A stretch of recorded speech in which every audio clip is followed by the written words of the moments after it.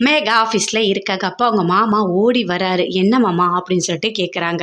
"இல்ல, அங்கே வந்திருக்காங்க எல்லாரும்" அப்படின்னு சொல்றாரு. "யாரு?" "யாரா? கடை வாங்குனேன்ல, அவங்க தான் எல்லாரும் வந்திருக்காங்க. பணம் கேட்டாங்க. அவங்க சொன்ன டைம்க்குள்ள நீ பணம் குடுக்கல. அதனால வந்திருக்காங்க" அப்படின்னு சொல்லிட்டு அவங்க மாமா சொல்றாரு. அத கேட்டோனே பயங்கரமா ஷாக் ஆகுறாங்க மேகா. "ஐய்யய்யோ! என்ன பண்றது மாமா? ஒண்ணுமே புரியலையே" அப்படின்னு சொல்லிட்டு உள்ள வராங்க.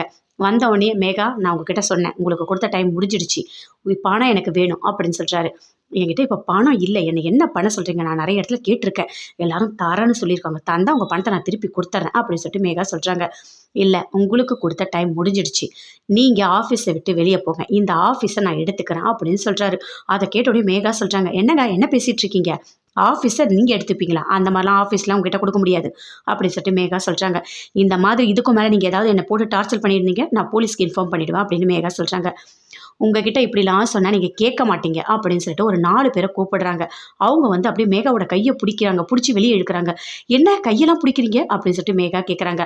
"ஆமா பின்ன, பணம் குடுக்கலனா இப்படிதான் பண்ணுவோம்" அப்படின்னு சொல்லிட்டு மேகா கைய புடிச்சு அவங்க மாமா 2 பேரும் புடிச்சு வெளிய தள்ளிட்டு ஃபுல்லா ஆஃபீஸ லாக் பண்ணிட்டாங்க. பூட்டிட்டோனே சொல்றாங்க, "இங்க பாருங்க மேகா, உங்களுக்கு இன்னும் 1 மாசம் நான் டைம் தரேன். அதுக்குள்ள பணம் எனக்கு வரணும். வரல நான் என்ன பண்ணுவேன்னே எனக்கு தெரியாது" அப்படின்னு சொல்லிட்டு அங்கருந்து கிளம்பிட்டாங்க. மேகா பயங்கரமா ஃபீல் பண்ணிட்டு இருக்காங்க.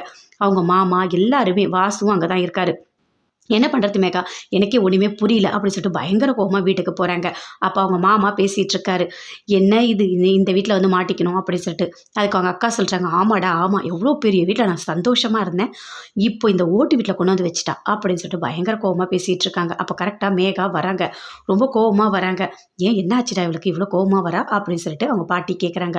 "அதுவா, ஆஃபீஸ பூட்டிட்டாங்க. வெளிய தள்ளிட்டாங்க. அதனால தான் மேகா இவ்ளோ கோவமா இருக்கா" அப்படின்னு சொல்லிட்டு அவங்க மாமா சொல்றாரு. "ஐய்யய்யோ! இதெல்லாம் வேற நடந்திருக்கா? இன்னும் என்னென்ன நடக்க போதுன்னே தெரியலையே! கஷ்டன்றது கொஞ்சமா வரணும். ஆனா நெறைய வருது. தாங்கவே முடியல" அப்படின்னு சொல்லிட்டு அவங்க பாட்டி சொல்றாங்க. "அதுக்கு என்ன பண்றது? பணம் வாங்குனா திருப்பி குடுக்கணும்ல. குடுக்கல. அதனால தான் அவன் ஆஃபீஸ பூட்டிட்டு வெளிய அனுப்பிட்டான்" அப்படின்னு சொல்லிட்டு அவங்க மாமா சொல்றாரு. "என்ன மாமா பேசிட்டு இருக்கீங்க? என் கோவத்த கலராதீங்க" அப்படின்னு